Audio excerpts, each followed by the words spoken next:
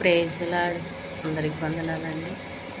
పరిశుద్ధ గ్రంథంలో ఒక వాక్యాన్ని చదువుకుందాం. ఆదికాండం 26వ అధ్యాయము 33వ వచనంలో చక్కగా మరి ఇసాకుతో దేవుడు మాట్లాడుతున్న మాట ఏంటంటే, నా దాసుడైన అబ్రహామును బట్టి నేను ఆశీర్వదిస్తున్నానని ఇసాకుతో దేవుడు మాట్లాడుతున్నాడండి.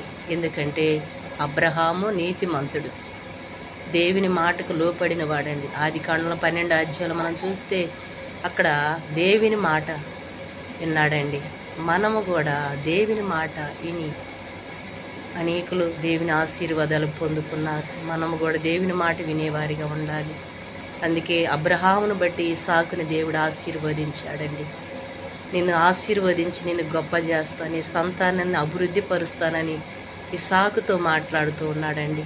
ఎవరిని బట్టి అంటే తన తండ్రి అయిన అబ్రహామును బట్టి మరి ఇసాకును ఆశీర్వదించాడు. ఒక్కలో నీతిమంతులు కుటుంబంలో మరి ఉంటే ఆ కుటుంబం ఆశీర్వదించబడిద్దని దేవుడు మాట్లాడుతూ ఉన్నాడండి.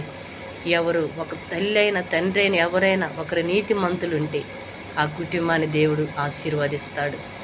మన బిడ్డలు ఆశీర్వదించబడాలంటే మన కుటుంబంలో తల్లిదండ్రులుగా మనం మరి నీతిమంతులుగా మనం దేవుని మాటకి వినేవారిగా మనం ఉందాం. బిడ్డలు కూడా ఆశీర్వదించబడాలి. మన కుటుంబాలు దీవించబడాలంటే మనం నీతిమంతులుగా మార్చబడాలి. దేవుని మాటకు లోపడేవారిగా ఉండాలి. అట్టి కృపా దేవుడు మనందరికి దేవుడు అనుగ్రహించునుగాక. ఆమేన్.